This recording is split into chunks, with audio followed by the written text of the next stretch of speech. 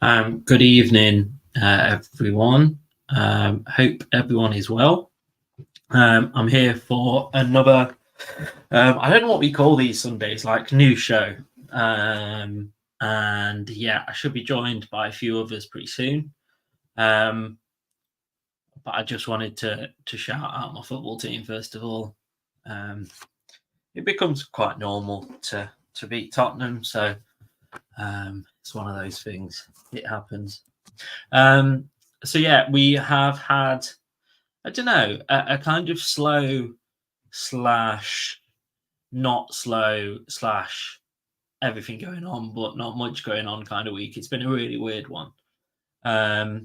So I have Raw, NXT, SmackDown, AEW Dynamite, and then actually some extra bits because of no pay-per-view to watch this week. I did watch TNA's Victory Road pay-per-view as well, so we'll go into that a little bit. Haste to see how's it going. I'm doing okay. Hope you're doing good as well. Like I say, I've said this before, I think, but I know you hear most weeks and stuff, which you appreciate, but if you want to have a space in talking about it on the videos, you're more than welcome. Just kind of reach out to me or reach out to any of us, really. Would be good to have you on, but no pressure, of course. So I shall start with Raw, I think. So it was an okay episode of Raw. It wasn't unbelievable. It wasn't awful. It was kind of somewhere in the middle, I think. So to start off the show, we had kind of the promo and a kind of catch up to where we were in terms of. On that note, I should just take a pause and welcome in. Hello. Hey, how are you? How's it going? You okay? Yeah, I'm good, thank you. How are you? Yeah, not too bad. How's it going? Good. Yeah, all good. Here we are. I'm just trying to put it onto full screen on my phone. Here we are. Good. Yeah. I was just saying on the I did obviously mention, as you can see, that we've obviously won. But it's been a good week for both of our teams. I saw you won again and are actually top of the league, which is nuts. Yeah. Well, I think Stockport won their game on Saturday, so I think they might have gone top now. But I'm pretty sure. I checked after our game because we drew, and I'm pretty sure I checked after. Are we still top? Are we? Yeah, still top. What happened with Stockport then? I haven't seen the Stockport result yet. I think they must have lost. They must have done then. I'm just going to have to double check myself quickly now. Oh no, they drew 1-1. So we're still top then because so I didn't even notice. I think you're the only team in the league other than one to not lose a game yet. Well, we're the only team there not to lose a game yet. We drew. There's you. So there's you, Stockport, and Birmingham that haven't lost a game yet. We play Birmingham on Monday, tomorrow. Okay. Yeah. One moment, mate.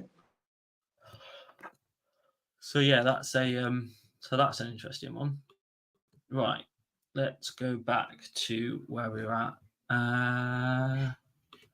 That was to be expected when Punk wasn't on the show. Well, he's definitely on the show as of this week because I heard what is on next week's show. I should have maybe written that down, but I didn't on Instagram. So what bits have you seen during this week? I saw that I know that SmackDown have set up a tag team match between Roman and Cody versus the Solo Sikoa and stuff like that. Yeah, which doesn't excite me at all. I think it's a waste of a match, but there we are. It's I think it's to try and build up Roman being face, which I don't really want him to be a face. He doesn't need to be a face. I don't think. Just have him be his own little side thing, being like how Randy is. How Randy isn't really a face or isn't really a heel. Just he's in it for himself. That's what Roman should be. I don't think he should be like cozying up to Cody after all this. I mean, how he reacted to Cody like signing the contract and stuff. I think there's going to be some sort of conflict in the match. Maybe this will be like Roman and Cody will lose the match. I'm thinking due to them two ending up fighting or something like that. I just don't think it's needed. It is, yeah, like you said, it's a waste. But it's to try and drag things out, probably, isn't it? Until for the bigger pay-per-views and stuff. Yeah, I do think this is they're billing this as a fairly big pay-per-view, though, to be honest. So, yeah. I mean, like, was it CM Punk and Drew? Is it a Hell in a Cell match? I've heard. Yeah. Then you've got Liv and Rhea. So you've got two matches. Yeah, that'll be big. That tag match. Is that a tag match with Jey Uso? Is it? No, so there's a tag. So far, I'm probably wrong. I'm probably missing one. So there's Liv and Rhea, Dom and CM Punk. That tag match that we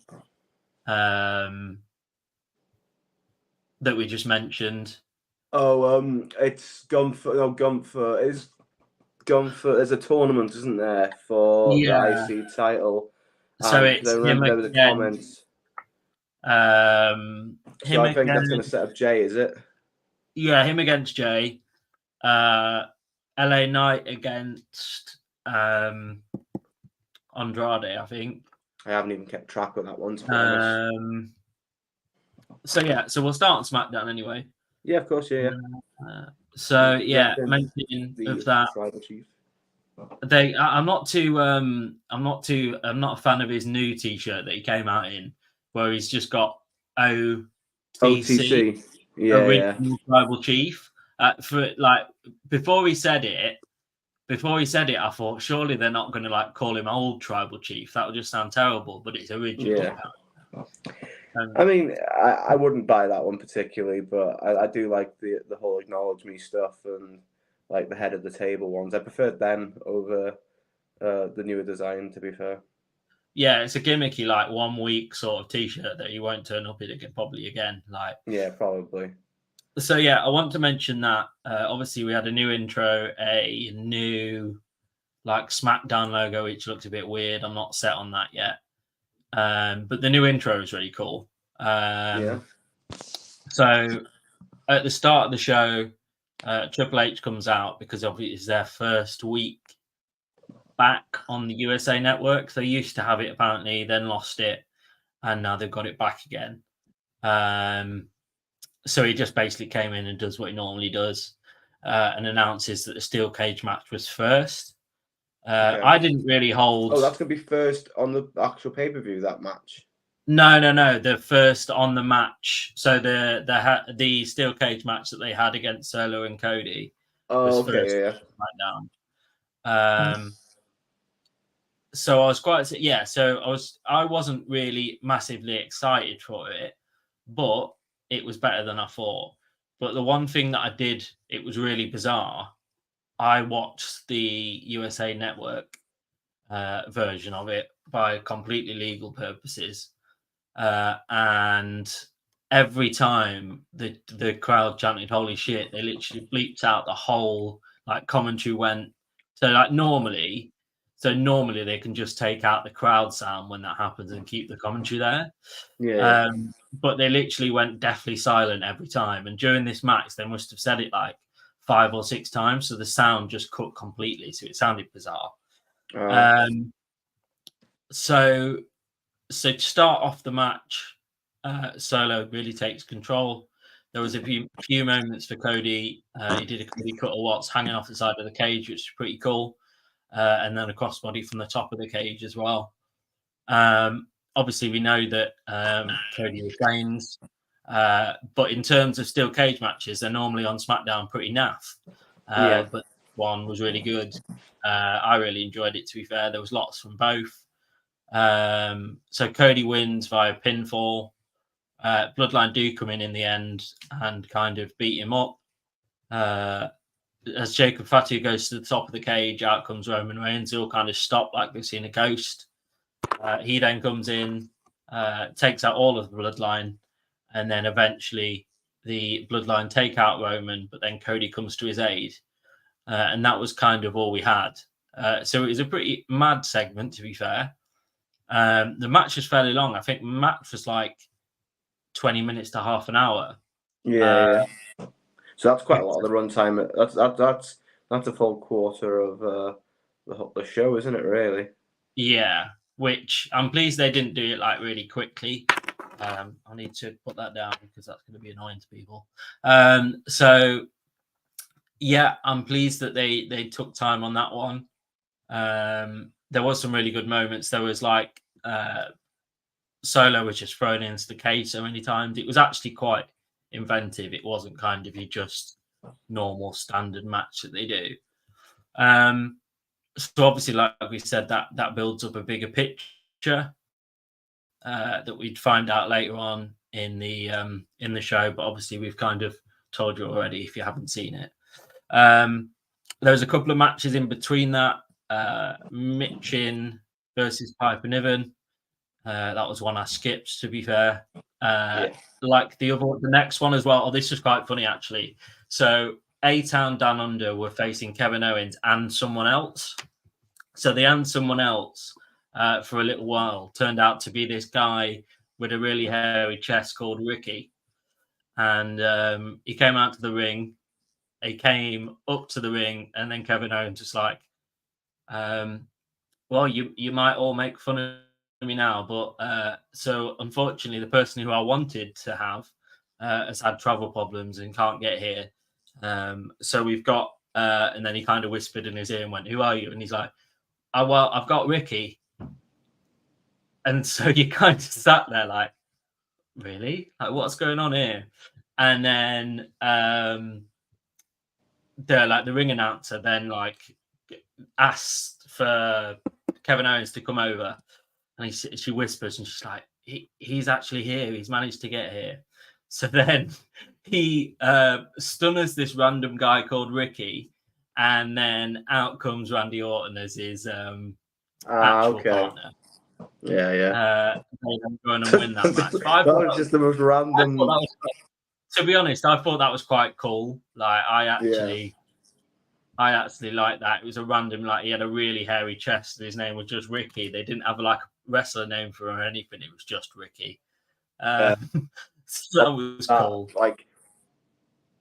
It just reminds me of like the jobbers that randomly came down and when Braun Strowman was starting off his like singles career, and he just beat these random jobbers every week. Like they were just random. Well, they didn't even have an entrance. They didn't even have an entrance, and default characters off the WWE games and stuff like that. Like these default characters. Yeah, I love it. I love it when on NXT or on WWE when the person doesn't even get an entrance and they just cut from an ad break and they just stood in the ring and it's like his name underneath and you're like, who's this? Like, I would feel so pissed off if that was me. Like I'd worked all my life to get to the WWE and then I just become like a person without an entrance and then your name comes up. Hasn't there been like ones where it's been the pay-per-view's been in their like hometown and they've been like an indie wrestler that's like quite big on their indie circuit, and then they've managed to get like a squash match against one of the bigger stars. Like I'm sure it happened like not long ago, like where. But then like the crowd know who that is. That's the thing. Like whereas just some random person, like the other week, I think it was Jamie Hayter was wrestling the first match back on AEW, and there was just this random person in the ring, and then a name came up, and I still didn't know who it was. Like, I get there's not a purpose. Like, to make that Yeah. person look really good. I suppose one of the unique ones that happened with someone like that was James Ellsworth, wasn't it? Because he was sort of like that sort of guy, and he somehow sort of became like this big thing in a feud because I'm pretty sure he beat AJ Styles because of Dean Ambrose. I'm pretty sure he pinned him because like Dean. He had a match against him not for the title, just like a championship match, and Dean came in and he hit the finisher and basically just threw James Ellsworth on top of him. And James Ellsworth was one of the only people to have pinned AJ Styles at the time. Yeah. So yeah, that was yeah. If you want to go back and have a little bit of a laugh, I'd definitely suggest. Yeah, I'll have a look definitely tonight. Like it was great. Like I actually love it when they do something like that that's just going against what they normally do, and it's just So then we cut to a moment with Nick Aldis saying that Solo's come to him and basically said he's got an offer that he can't refuse. In that it will be Solo Sikoa and Jacob Fatu versus Cody and Roman. But then Cody kind of storms in and said, "That's it. I'm done with the bloodline. Like I've spent so much time messing around with them. Like I'm completely finished with it." So obviously we kind of in wrestling terms, when somebody says they're completely finished with something, you pretty much know they're not finished with it and they're very much thinking about it. So you could obviously tell that the end of the show already, but for dramatic purposes, they're like, "Yeah, not happening. I'm not signing anything." So one of my all-time favorite wrestlers comes out next to announce that she will be defending a title at Bad Blood after she won the Queen of the Ring. She doesn't know who it is, and she doesn't care who it is at the same time. Out comes former champ Bayley to interrupt her to ask Nia for a rematch, and she said that basically the only reason that you are title holder is because you need Tiffany to win that title. And then surprise Tiffany then comes out to kind of make fun of her. Then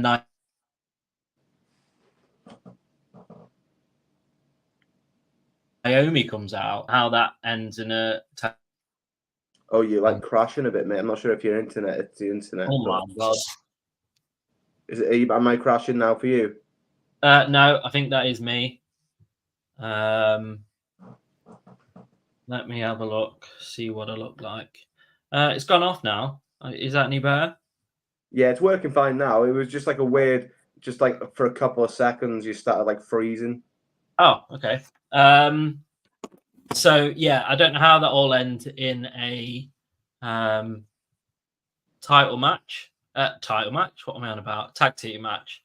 Yep. So basically, it's a big tag team match for next week, which, yeah, I'm not really excited for at all. And it seems like it's made that segment a little bit pointless, but there we go. Andrade then wrestled Carmelo Hayes. Andrade won. I've put on my notes, Andrade actually defeats Andrade.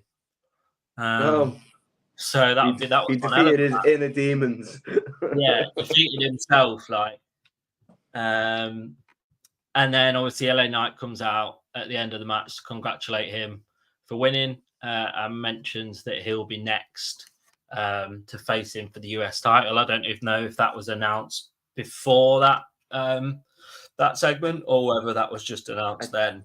I really just don't care about that match. Like, it's going to be one where when the pay-per-view actually happens, unless they make it interesting and make it like, I don't know, just something basic than just a singles match, like, I'm not really going to be bothered because it's just, I think that, I mean, I don't mind LA Knight. I just think he's quite repetitive and very samey every week. I think it's an obvious winner though as well. Like that. Yeah, it's like it is one of them. It's like when Cody faced like AJ Styles and stuff in it straight after he won the title and that in it. Mm. Like you know what the outcome's going to be, but it's just to get a few wins under LA Knight's belt with the title, isn't it? Yeah, it is. But at the same time, you do want to, whoever's holding the title, you do want to kind of build it up. And that's not going to, like you say, excite people as such. Like it's gone through a period where Logan did really well and built it up. Yeah.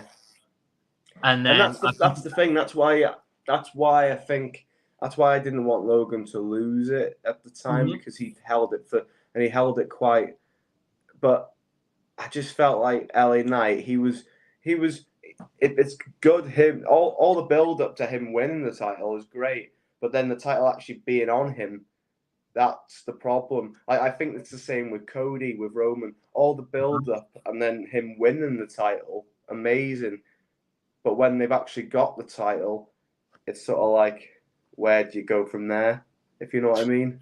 Yeah, I think Logan did really well at bringing that US title back to something that everybody wanted to see. But now it's going back down to where it was before with LA Knight. When you think about it that way, and I think the excitement for the main title is dying as well, because what's going to happen? Is Cody going to wrestle Roman again? Is he going to like it? You don't really see. It's weird because you should be able to see with Cody as champ how good he is. You should be able to see like 10, 15 matches that you could go in. But actually, when I sit back and think about it, I can't pick one off the top of my head. No, massively.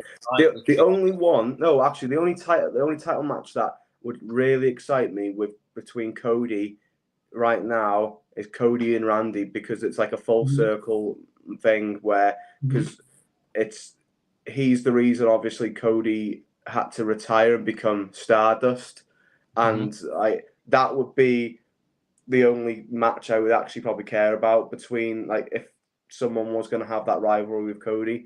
But other than that, I'm not really bothered, to be honest. See, I wish I did care. Yeah, I would like Cody and Logan Paul, but I don't think that would be fun, yeah. Did it happen already? I think it already happened, didn't it? Did it? Yeah, it did, yeah. It happened. It happened because it was meant to be title for title, and then oh yeah, it did. Yeah, it did. It was actually quite a fun match, but it shows it's not that memorable if you forgot it actually happened. Yeah, to be no, clearly not. To be honest, Dusty, that wouldn't excite me at all. Not in the slightest. Maybe that's just old me, but it wouldn't excite me at all. I'm actually trying to think, like, before the end of the show, I'll try and come up with somebody else, but there's nobody literally jumping out at me. Even as I look at all the other people that hold a title. I think maybe Cody Seth for the final time would make sense, but one more match between Cody and Seth would make sense, because there was like, that was what it was meant to be at Mania until it all got switched around. Yeah. But no, there's nobody actually jumping out at me, which is a bit weird. Yeah. I suppose Cena would be a good one. But that's not really like... It's not... Again, it's not amazing, is it? As much as I... Yeah, Cody Punk would be okay. Like, kinda. They have to build something up. They'd have to build something up a bit, because have we talked about Punk yet, and Drew, or is that we're going on? No, we'll literally skip to SmackDown, skip to Raw after this last bit. I think we basically already said this last bit anyway. Okay, yeah. That obviously Roman comes out and basically says that he doesn't need anybody else to go against the Bloodline. I'll take him all on my own, which is highly unlikely, Roman. I know you're good, but it's very highly unlikely. He then says that I am the tribal chief. I am the only tribal chief, and don't ever get it confused. This is my ring, my show, and my WWE. Again, questions. raised there. Cody comes out and then says, "You're ring, your WWE." Well, it was, but it hasn't been since WrestleMania. Drops the mic. They then stare each other down before Jacob, Fatu, and Solo come down from the ramp, but then the other two attack them from behind. Cody and Roman eventually get the better of them both. Roman side, they look angry at each other for a while because obviously of what Cody's just said, but they then Roman signs the contract, and then Cody kind of like offers his hand out like they do. And then he also signed the contract. So yeah, he wasn't. It was just again, Cody and Drew doesn't excite me either, but there we go. Thing is, I think now with Cody, I wouldn't mind seeing Cody versus Sammy because obviously there was a debatable thing on who should take the title off Roman, Sami Zayn or Cody, because there was a long time where before Mania and stuff like that match between Roman and Sami was incredible. I thought I wouldn't have minded Sami being the one to take the title off Roman, only because I didn't mind the Gunther thing, but I think the more I do get the finish the story and stuff sort of thing with Cody, but the whole Bloodline storyline with them bringing Sami in as an honorary use and all that sort of stuff, all the story build up between Roman and Sami hyped me up more than Cody versus Roman, because I just felt there was more. They had that relationship where he like Roman took him in as a family member, brought Sami to this like scenery of like you're not like my blood family, but you are in this family now. And then he made him choose make that choice of you're either in my family and you take out Kevin Owens, your best friend, or you don't and you're out basically. And I just think like all that story build up, which the match I was hyped for that match. It was just I think that would have been a great one for Mania, to be honest, but I don't know, maybe that's just me. Yeah, because it's weird, because even if you do the reverse and Roman says, right, I want my rematch, then what do you do? Because like keep Cody title holder or just go back with Roman that had the title for so long. So you'll be at the same point, I think we are with Cody if Roman then became title holder, because we've seen him fight everyone before. So it's a weird one. I don't know what and they that's do the thing.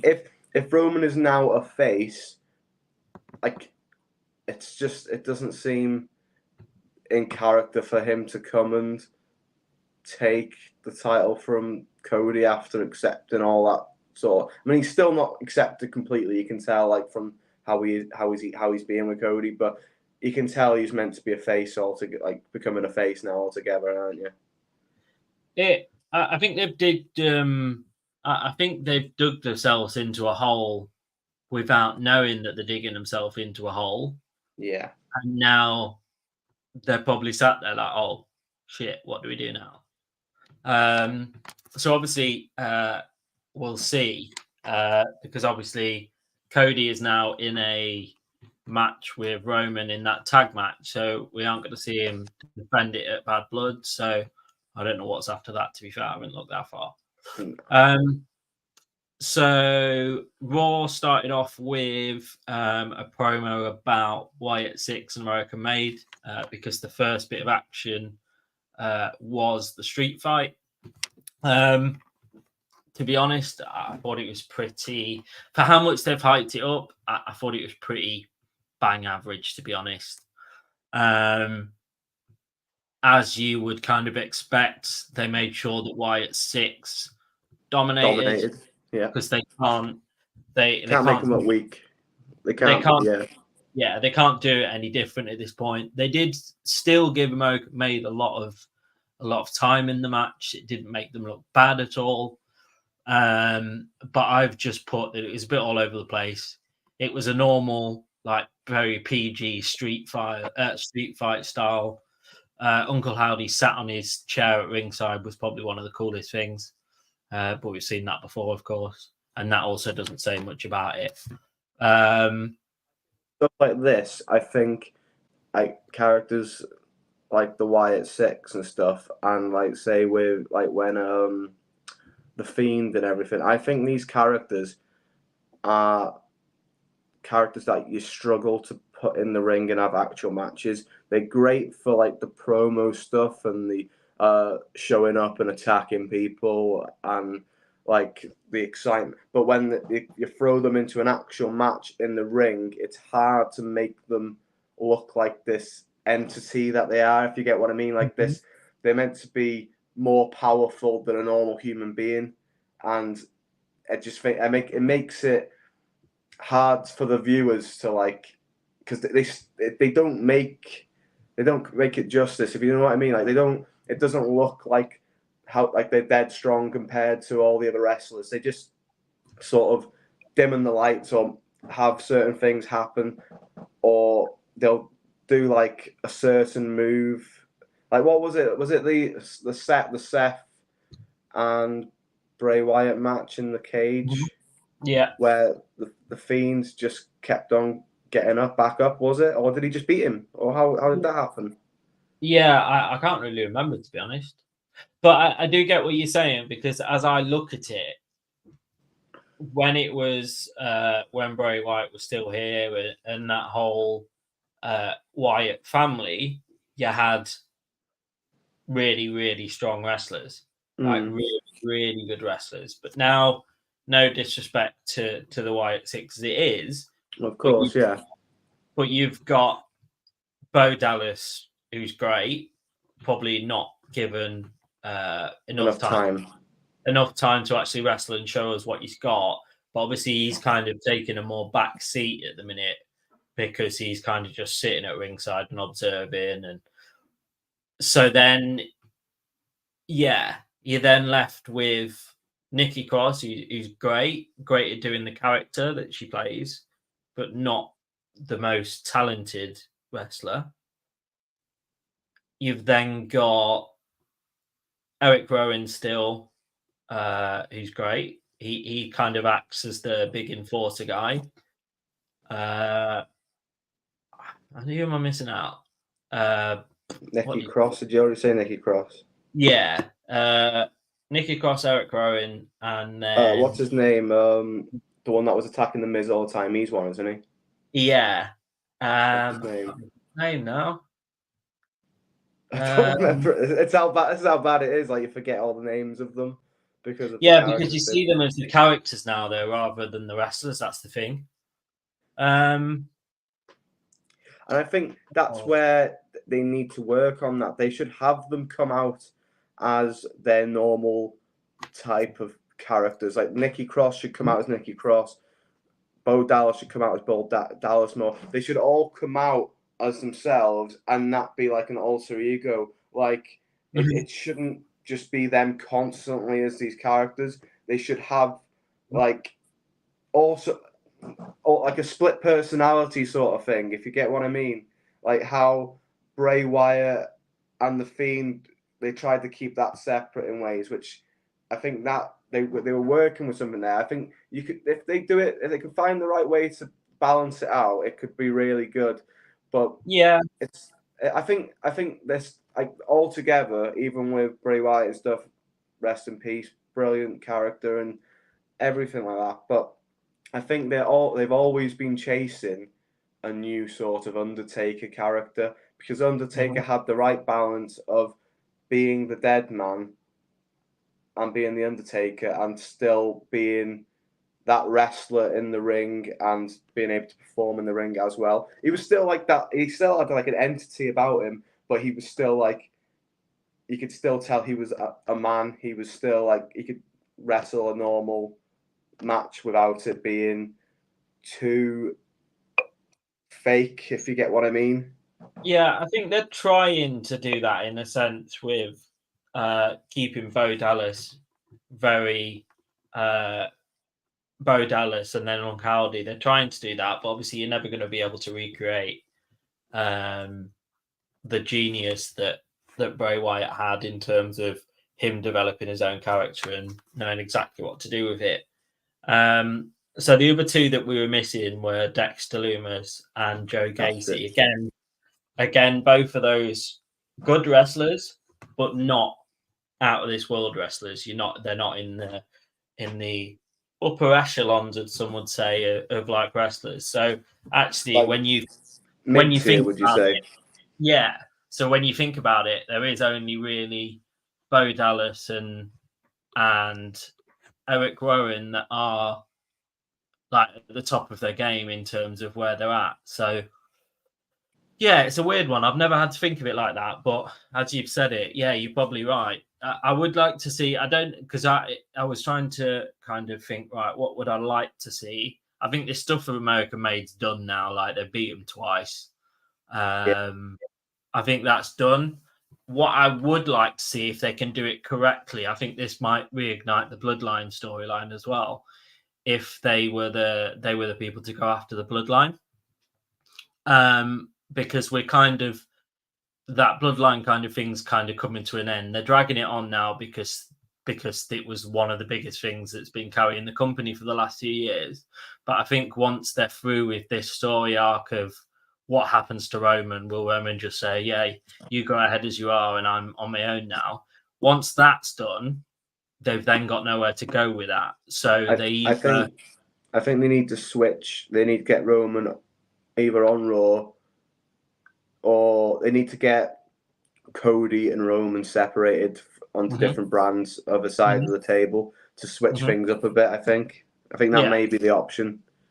Yeah, I think that's the only way really after that you keep the Bloodline a thing is if the Wyatts were to come after them and they go their separate ways in that kind of both of their stories. So yeah, I don't really know.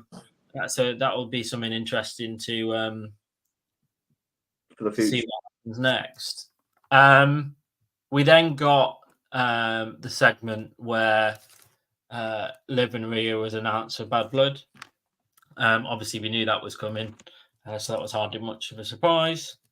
Finn then comes down to the ring and says about Damien Priest that you screwed the Judgment Day. You put me down. Stop hiding and come out. Obviously, he did come out. Finn says, I want you one-on-one at Bad Blood. Dominic Priest accept the challenge. Judgment Day then come out and try and attack Dominic Priest.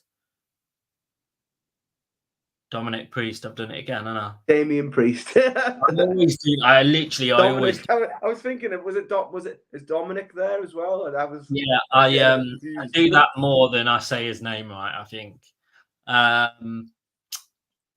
So, but he takes them all out, and then Don comes out, and that doesn't make any sense. So, I've said that the Judgment Day tried to attack Damien Priest, but then he takes them all out.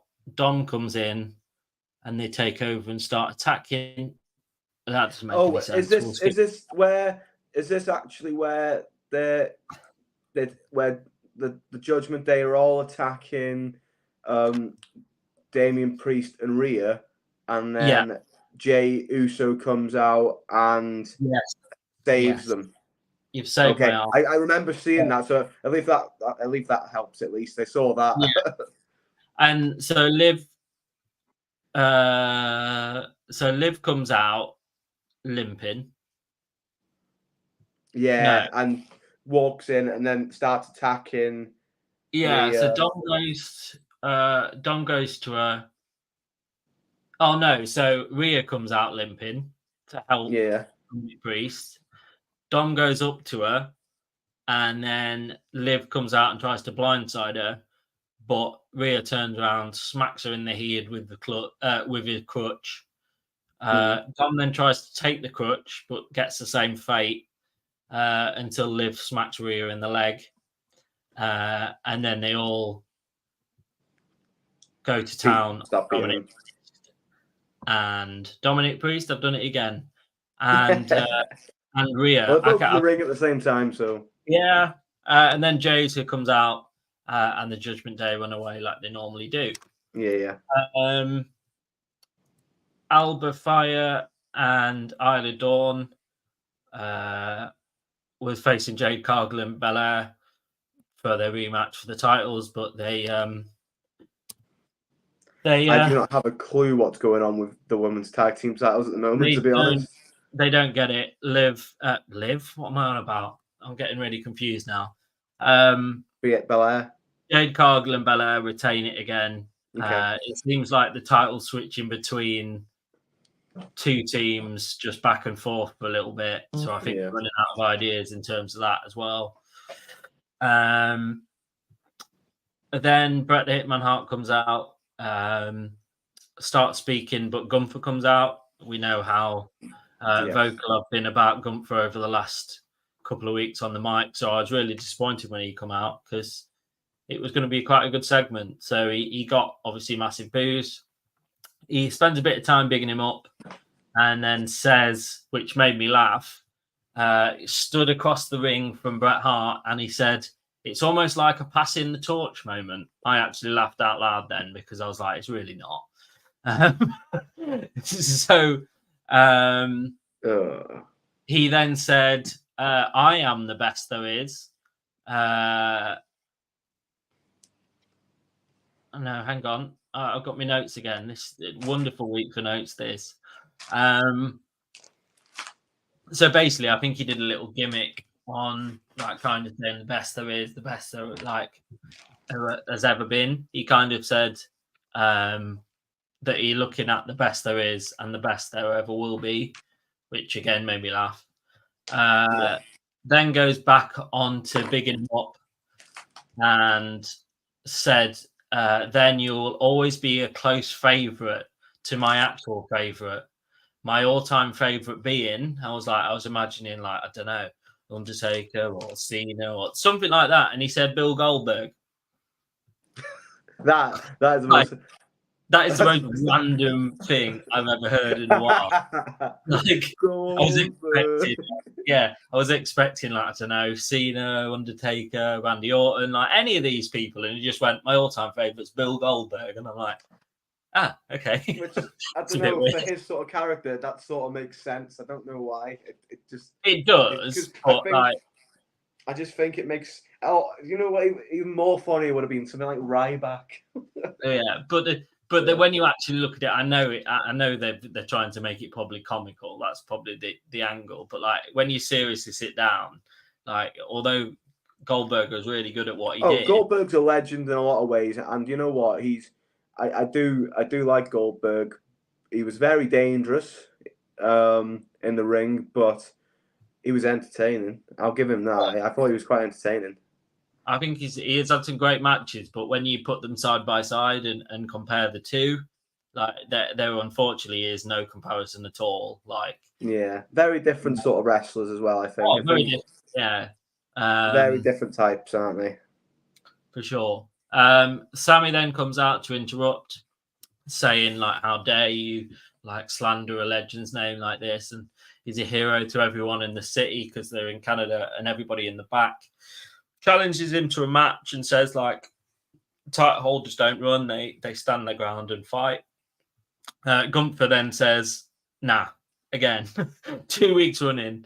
Oh yeah, because it's the whole thing where Sammy's like, "I'm the only one that's beaten you for a title," and and then Gunther goes on to say, "I'm sorry, Bret, no offense, but you're not in my league. Neither is Sammy." Again, I let out of a little bit of a laugh then. Gunther says his answer remains no and walks out.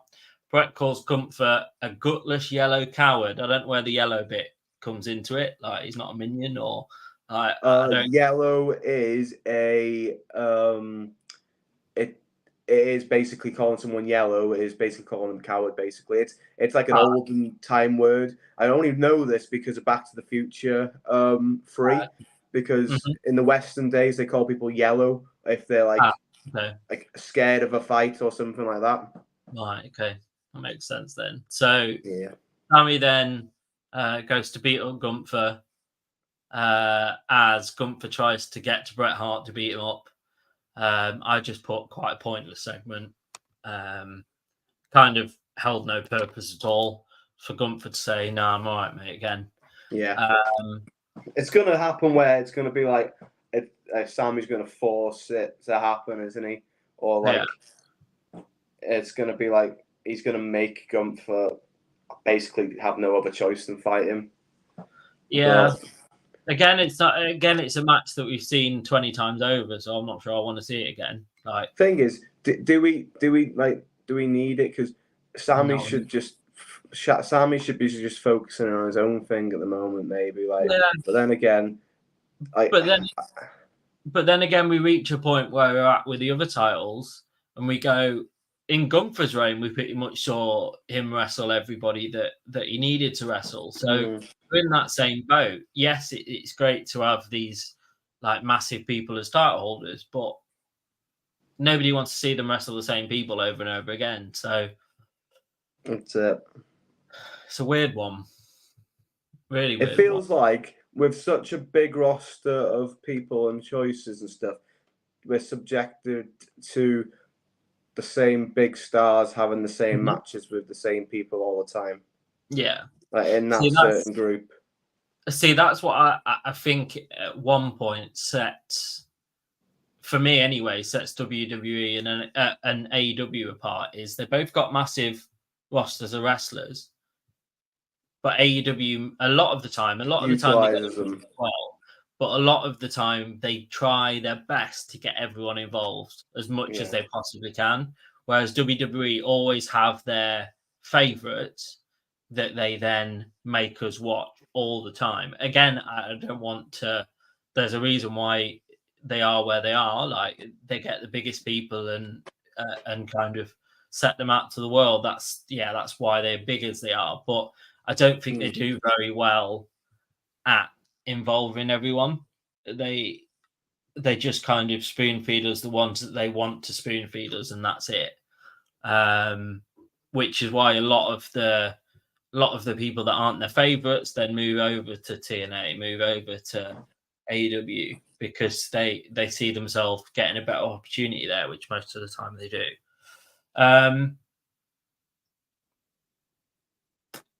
The rest of this episode was matches, apart from Drew coming down. So Dominic beat Dragon Lee. Lyra, Valkyria, and Zelina Vega picked a mystery partner to fight Pure Fusion Collective. With it being in Canada, they picked Natalia. Lyra, Natalia, and Zelina Vega won that one. Drew comes down to the ring, goes up to Wade Barrett and threatens him, and says if you ever step in again, he won't be annoyed, he'll be angry. I really like that Wade Barrett played up to that and stood up. Like he actually genuinely looked menacing. And I'll still put like Wade Barrett in a fight, and he could beat up most of them. It was when he stood up and like was looking at him face to face, and he's like, "Yeah, go on then." Adam Pearce then comes down to the ring to stop it and announce that the CM Punk and Drew will come to an end at Bad Blood, and then it'll be a Hell in a Cell. That'll be like the last match, apparently. Which I think it's probably a good time to end it. I know we're all enjoying it a lot at the minute, but it has been going on for a while, and you do kind of run the risk of, if you keep just having matches, eventually you will ruin it. So I think maybe having it as this last one makes sense. Who do you think should win it? I think Drew should win it because I think he needs it more. I think Punk can end this rivalry with. He doesn't need the win. I don't think he does need it. I think he'll be fine without it. But Drew, I feel like Drew needs it more than him. To be honest, it's a weird one. Right. But I do think this. So I do think you're right in terms of that. But I do think this match should go to CM Punk. More CM Punk than it does Drew. So that's where I think they might have gone wrong, because if they had Drew winning the strap match, then CM Punk winning Hell in the Cell, that's them both coming out on really good terms, I think. Which something I wanted to touch on from the side of that. Have you seen all the stuff that's gone on with WWE selling the bracelets on their shop and stuff like that? Which I'm a bit. I don't know how to feel about that.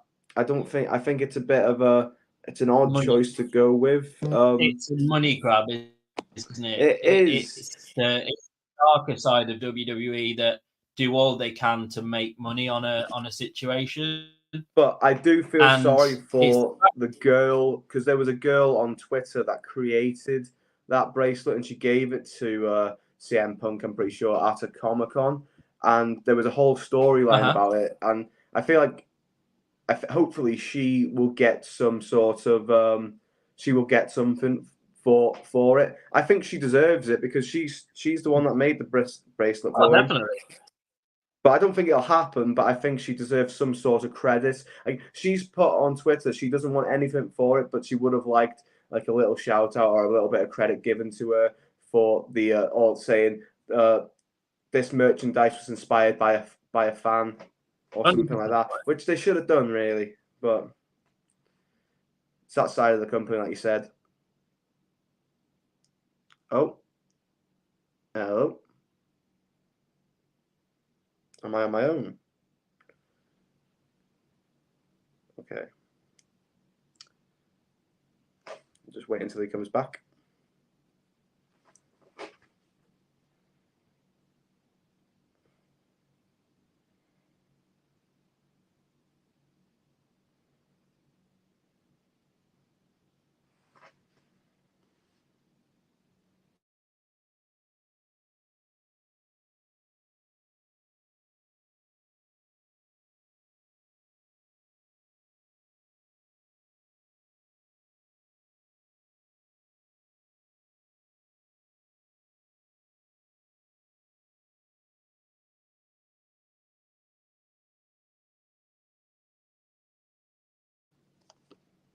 Hello.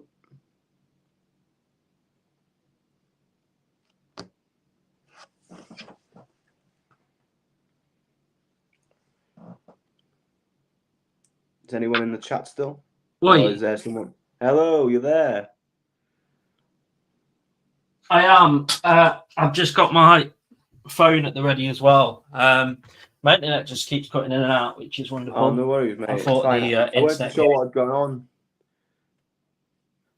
I thought the internet gate was done when we got fiber, but clearly not. It's one of them, and I think with most internets that you go with, you're always going to get their faults every so often. Yeah, I think potentially because Sunday, pretty much everyone's in, aren't they? Like in the house, yeah, so that's true. Maybe a bit slower on Sunday. So I don't know where we were at. Oh, we were at the bracelet, weren't we? The bracelet stuff, yeah. Just saying that, I think she deserved a little bit of credit given to her at least. But it like you said, WWE can be a bit dodgy in the background stuff. But at least they just a little bit of a shout out. Yeah, the least they can do. Yeah, put a picture of them, hit CM Punk and the fan up, with the bracelet and stuff out. Say, oh, thank you for this girl that inspired the bracelet idea. Don't know, like she said, she doesn't want any money or anything from it, but like a shout out on Raw or SmackDown, like something like that, just to give her a little bit of credit. I think it was the fact that WWE made it as well completely different. So they made that same bracelet, but with just CM Punk on it, rather than what was actually on it in the first place. So I think that pissed people off a bit as well, because that wasn't even what the bracelet was that was on the programming and stuff. So yeah. It's one of those, isn't it? It's one of those when Logic... the one that they were selling not have AJ Lee and stuff on it, actually. No, it just said CM Punk on the actual bracelet. It's in the same colours and stuff. It just said CM Punk, which, again, it's a bit weird. But how much money they're going to make off that? It's crazy. Yeah. They'll probably make a lot of money off that. And that's probably to get... The reason why they did that is then they don't have to give that girl any money then. If they had done... if they had put AJ Lee and the dog's name, can't remember what it's called now, but like if they'd have done that, then the girl could have said, you know what, like I know it probably wouldn't have stood up in court or anything, but they've done that just to cover their backsides, haven't they? Of course, yeah. If we don't, even if they gave her some free tickets to go see an event or something like that, just it's not like they give free tickets to people that do a lot less than that, and just a little thank you. I'm sure she would have appreciated it. Like, you would be a little bit pissed off, wouldn't you? Like, do you know what I mean? Of course. I'm wondering what CM Punk thinks of the whole situation. In my opinion, to be honest, like, I imagine he's great with it. Like, he's great with the fans, so I imagine it doesn't sit very well with him. But at the same time, he can't really say anything because of the power. Obviously they could. It could end up being worse off for him if he complains against it, couldn't it? Yeah, it could be like that's the bigger picture of WWE as well. Like you don't really have a say in what happens. So he's stuck in a rock and a hard place where he'd probably be really pissed off at the girl, like this girl's not getting any like recognition for it. But at the same time, in the back of the head, he's thinking, well, it could piss some people off, and like I might not be on the program if I say something like that's. Of course, yeah. So it's a weird one. So Finn Balor then faced Rey Mysterio and beat him. I've spelt Ray R-A-Y, so that's somebody completely different. Then we had, like we've mentioned before, the number one contenders match for the Intercontinental. Yes. Title, which when you looked at the four people that was in it, you looked at Pete Dunne, Ilya Dragunov, Jey Uso, and Braun Strowman. I pretty much nailed on that it would be Braun Strowman against Braun Breaker. Like I'd nailed it on pretty much. When Jey Uso won, I was a little bit surprised, and also I'm not sure I'm particularly that happy about that because again, they're going to build it up as if Jey Uso might win, and then I don't think he will win. I saw that was like a comment like Braun Breaker made to Jey Uso saying focus on Rhea Ripley or something like that, or focus on something like that. Again, I really hope that this is going to be obviously Jey Uso against Braun Breaker, but they've got something really good with Braun Breaker as IC title holder, so I really don't want them to change that. They probably will, looking at it, because WWE don't think about the bigger picture sometimes. They just realise that Jey Uso is a big thing at the minute, so to make him even bigger, they propel. Yeah, if they put a title on him, they'll think, oh, we can do titles, do title stuff, and have him like going around with the title going yeet and stuff like that, and it'll sell more merchandise and stuff like that. But who knows? I mean, I think he deserves a title at some point. I think he does because he's come a massive way from just being one part of a tag team, which is obvious. They're obviously one of the best tag teams to have done it in WWE in recent times, but he has become more than what he was all them years ago, to be fair to him. So give him a title, but maybe do it maybe in about 5 or 6 months' time at least. I would just find a situation where I can put him against LA Knight, give him that title, and then reignite that title again. Because I think what they've got with Braun Breaker now, with the IC title, I think it's really good because he is a person that people genuinely fear. So I don't think they need to change that because I do think that's one of the more interesting titles now that we spoke about the other two. So yeah, I think take LA Knight's title off him and give that to Jey Uso, and then Jey Uso reignites that title again, a little bit like Logan Paul did. So yeah, that would be my port of call. But obviously, they often just think, like you said, I think it's be one of these money things that they can sell loads more merch and make them. Yeah, I don't know. Again, it's one of those things. I was going to talk about NXT. I'll do that really quickly. I don't have a clue of NXT, so you go away and do that. Happened. Axiom and Nathan Fraser won the titles, but then obviously the Bloodline came in and interfered. I'm not sure at the end. I'm not really sure how that works out, whether that was just like a special appearance or what. Julia's promo came on before her England debut against Chelsea Green. She looked really good. Definitely one to watch. Javon Evans and Charlie Dempsey for the Heritage Cup. Charlie Dempsey picks up the first round to make it 1-0. Javon picks up round 3 to make it 1-1. And then Charlie Dempsey picks up round 5 to retain. Obafemi beat Alex Hammerstone. That's another TNA guy coming up. Ridge Holland and Duke Hudson was in a match after they're not really friends anymore. Jordan Grace had an open challenge and out comes Sol Ruka. Match is about to finish up. The lights go down and out comes Wendy Chu, who chokes her out. Obviously, they fought on the TNA pay-per-view for Jordan's title. So that was kind of build up to that. Pete Dunne then fought Trick Williams. It was a last man standing match for the number 1 contender for the NXT title.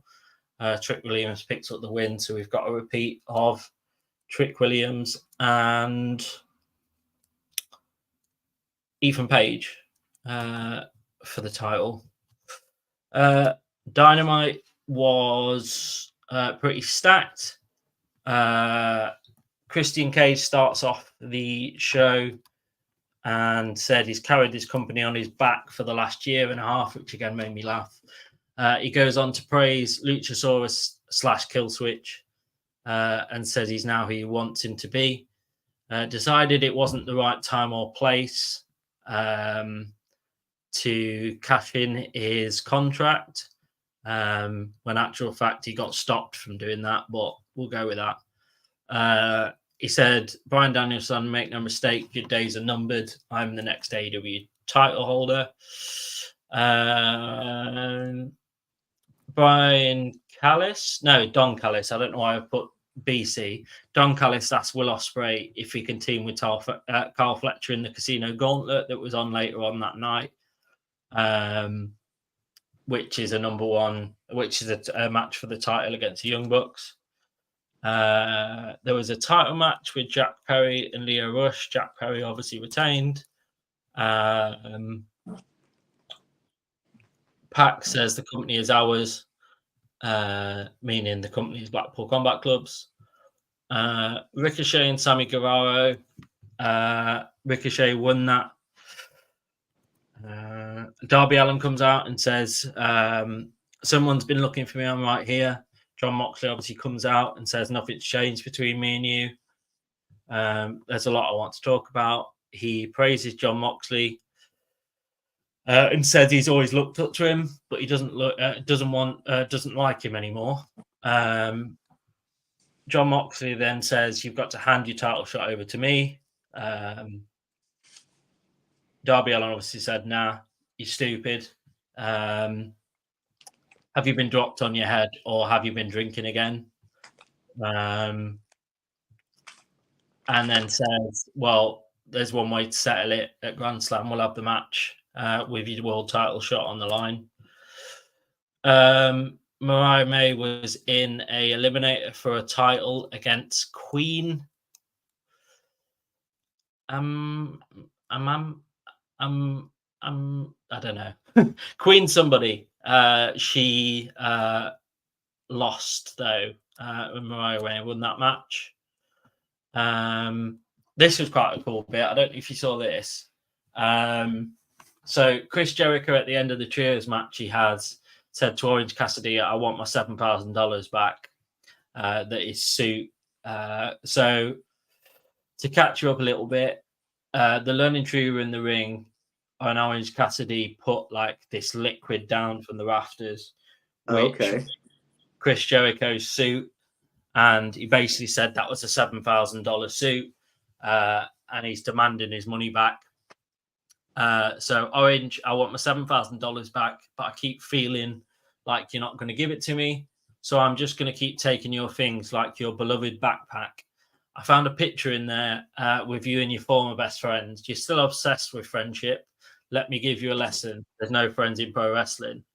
And if you have a friend, you're probably being used. So pull your hands out your pockets and your head out of your arse. Forget about friendships and pay me my money. I want my cash. Orange then comes up on the screen and then says, I do have your cash.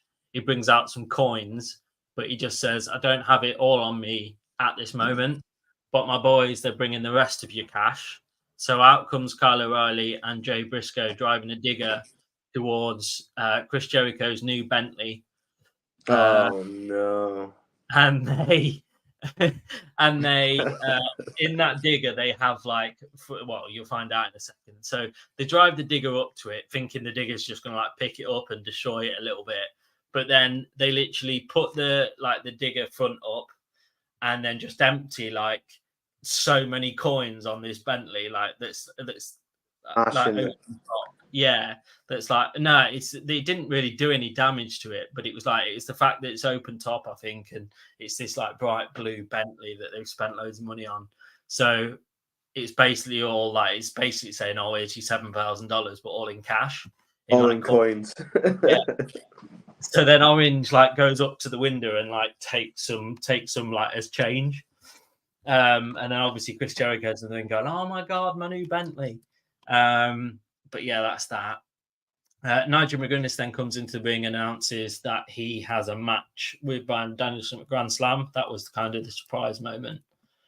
And then Will and Carl Fletcher win the tag team gauntlet match for the show against the Young Bucks at Grand Slam. That was a really quick run through of Dynamite. I did also, with no pay-per-view, watch the TNA Victory Road pay-per-view this weekend. There was a couple of good matches on there. Zachary Wentz and Mike Bailey was a really good match. High Flying and Technical Wrestling. There was Joe Hendry fought Josh Alexander. That was another one of the bigger ones, but I didn't think it was any good, really. Jordan Grace fought Wendy Chu. Like I said, that was okay. And then the main event was Nick Nemeth against Moose, which was a really good match. There was at the end of the match, there was like loads of drama, and JBL came out and battered everybody, which was quite cool. Yeah, I thought it was a really good pay-per-view for what it was. I only watched it because, like I say, there was no other pay-per-views this weekend. Yeah. I have enjoyed. I've watched a few TNA pay-per-views this year, and they've been quite good. They've got the big one, which is Bound to Glory, later on this month. So I'll probably watch that again. I kind of just had it on in the background. It was okay though for what it was. And yeah, that's this week.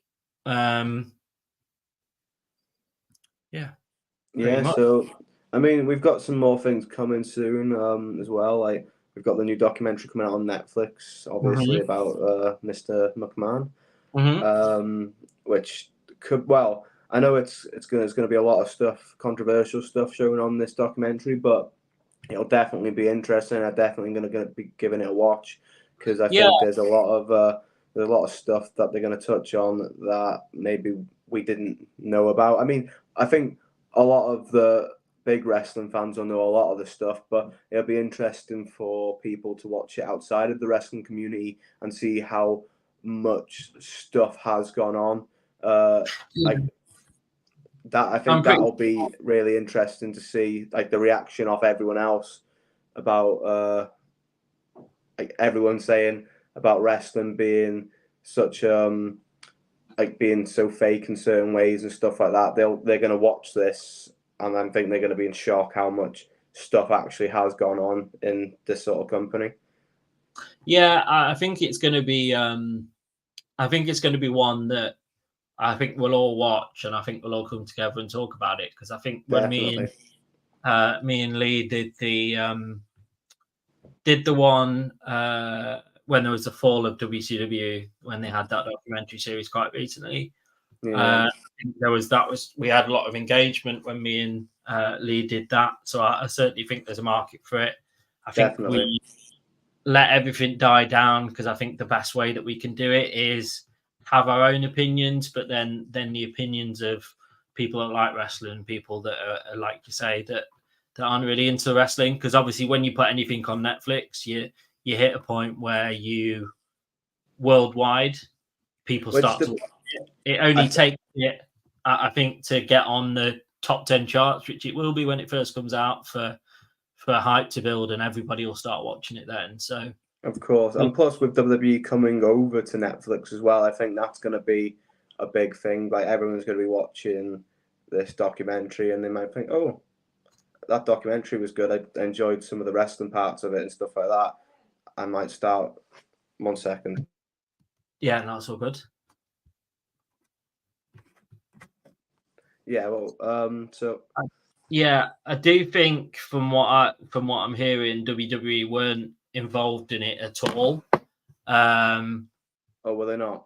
Yeah, so they weren't involved with it at all, and I don't think they were best pleased of Netflix timing to release it as well. With Oh, okay, I didn't realize they weren't involved at all with it. No, then they weren't involved at all. It was completely made separate to WWE, because I think if also I don't think WWE would have just said flat up no if they'd have approached them and said we were going to do, because obviously they're trying to move on from that from all the conspiracy and stuff. So yeah, I think if they'd have approached WWE, they'd have said no anyway. So there's going to be a lot of controversy around it all, to be fair, then, which is good in ways and it's bad in ways. Like, we're just going to have to see along the ride and see what happens with it all. Yeah, I don't think it'll. I think it will put people off watching wrestling rather than sending them to it, if that makes sense. Yeah, of course, that's true. Yeah, it is true. Because they'll think, oh, everybody's like that, but they're not. It's just one. No, person. Of course not. I mean, I suppose what we could do with it, depending on how the format is, how they bring it out, we could do a couple of episodes, watch it in the week and stuff like that, and then discuss it at the end of the... I don't know if it's going to be like, I haven't looked into it properly. I don't know if it's going to be like one long kind of more like a movie, or whether it's going to be a series. I'm not actually sure, to be honest. It could be a series, or it could be just a long movie, like a 1 hour and a half sort of thing, maybe. Yeah. I didn't think of it being a movie type. Yeah, it could be. But also, did you mention the stuff about Kyle before you started as well?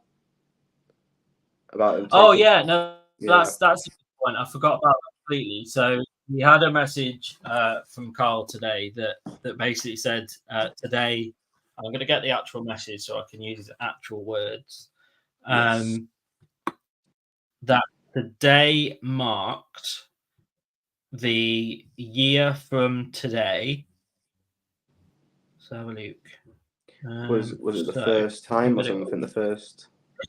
Yeah, so a year today that Carl posted the first video on the channel, which is just nuts when you think about it, for the growth that we've had in that space of the year. So that was definitely worth mentioning.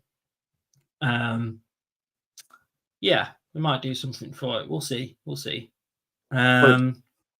For all you guys for supporting us and stuff like that, and watching the streams and that, we wouldn't be able to do it. And obviously thanking Sam for all the hard work that he does on setting these things up as well. Yeah, it's only possible if people watch us. So like, it's not possible if not. We could. So yeah, it certainly gives me like purpose and something to do. Well, you've been doing a great job, mate. Yeah, thank you. So that's it. We've got one more thing as well, actually. In the future, if you guys keep on, obviously we were talking about maybe doing some giveaways in the future and stuff like that, because I've got a few autographs I was hoping of. It might be a couple months time until we get it all organized and stuff like that, but keep keep looking out on the socials and stuff, and keep an eye out on the YouTube and that for the future, because there will be some giveaways coming out, such as maybe some autographs from big wrestlers such as Joe Hendry or MJF or any other big stars. But yeah. Exciting times. And there will be eventually a video of my all-in shenanigans when me and Carl can get together and you can show me actually how I even put them together. So so that's that. That sounds great, mate. So yeah, that's it. We shall see you all next week. I'll hand the floor to you. Is there anything that you want to shout out, advertise, anything like that? Floor's yours. Nothing really. Just keep up with all the great work with this, and hopefully we'll see you all soon. Yeah, and obviously in the background things are still happening. Videos are in the works / other things. Obviously we'll be here again every Sunday if I can do it. The Instagram is the top there, as well as the Patreon. We've got the merch, the same kind of stuff that we tell you about. But other than that, we'll see you next week. All right, take care, guys.